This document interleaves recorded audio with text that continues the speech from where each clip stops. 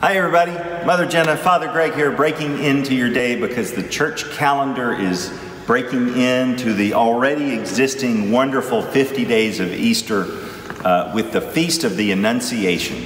And so we wanted to stop and take note of that and let you celebrate it with us. Yeah, so it might seem, it's already sort of a weird calendar thing because as some of you may know, the Feast of the Annunciation is usually on March 25th, but because that was Palm Sunday this year, it moves and moves and moves until it's not Holy Week, until it's not Easter week, Easter octave anymore. And so today's our first open day, so we're celebrating the Annunciation today and layered with Easter, which just gives it all kinds of really cool resonances. And we get to film here in the nave where our Easter flowers, Easter lilies are still all here, so we thought we would be a great place to do. I'll read the story and then we'll talk about it. And I'm just going to read the whole story because it's too good not to. This is from Luke. In the 6th month, the angel Gabriel was sent by God to a town in Galilee called Nazareth, to a virgin engaged to a man whose name was Joseph of the house of David. The virgin's name was Mary. And he came to her and said, "Greetings, favored one, the Lord is with you." But she was much perplexed by his words and pondered what sort of greeting this might be.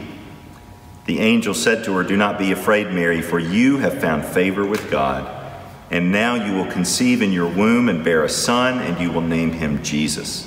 He will be great, and he will be called the Son of the Most High, and the Lord God will give to him the throne of his ancestor David. He will reign over the house of Jacob forever, and of his kingdom there will be no end." Mary said to the angel, "How can this be, since I am a virgin?" The angel said to her, "The Holy Spirit will come upon you, and the power of the Most High will overshadow you. Therefore the child to be born will be holy. He will be called Son of God. And now your relative Elizabeth is in her old age, has also conceived a son, and this is the 6th month for her who was said to be barren, for nothing will be impossible with God." Then Mary said, "Here am I, the servant of the Lord. Let it be with me according to your word." Then the angel departed from her. What do you think about for Annunciation? For Annunciation this year, what I was struck by was those last words. "Here am I, let it be with me according to your word." And because we have this kind of overlap with Easter and all of this, and Holy Week, we just did the Stations of the Cross. Yeah. If you remember in the Stations of the Cross, we get to that spot where we remember them telling Mary, "A sword shall pierce your own heart." Mm-hmm. And to think of her saying to the angel, you know, "Let it be with me according to God's will," and that was part of what that was going to entail. Yeah. And I don't know.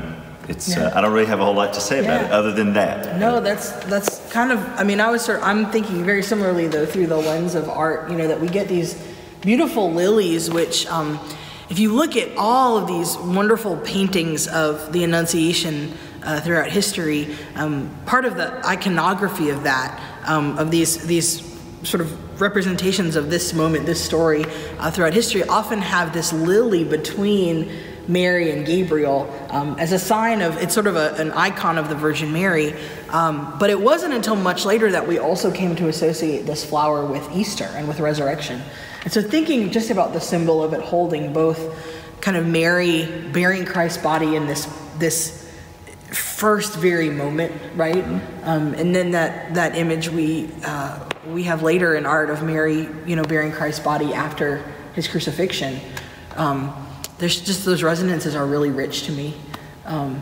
So yeah, thinking about kind of what it meant for Mary to say yes, like you said, without quite knowing the whole story yet. And also just the, I don't know, the highs and lows that seems almost inadequate to say it that way, but. Well, it seems to me like this what is the lesson for this for me or for us or whatever is, none of us can imagine except those who've experienced it, right? That loss of the death of a child, and especially in this way where there's an unjustness to it. And yet also I never have any sense that Mary would have wished to have changed that. Yeah. You know, that she would have wanted that to have changed her answer to Gabriel. Yeah. And there's something about all of us when we're invited to do something, to enter into some kind of life with God. We don't know what the cost will be, but we're reminded here that there's going to be one. You know, so I still don't know if that's a lesson, but it just kind of keeps bouncing and with around. that, you know, how does that?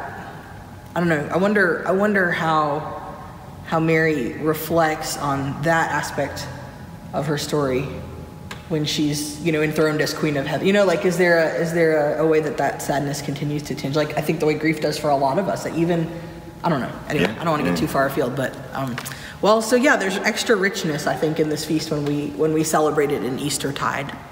So let us pray.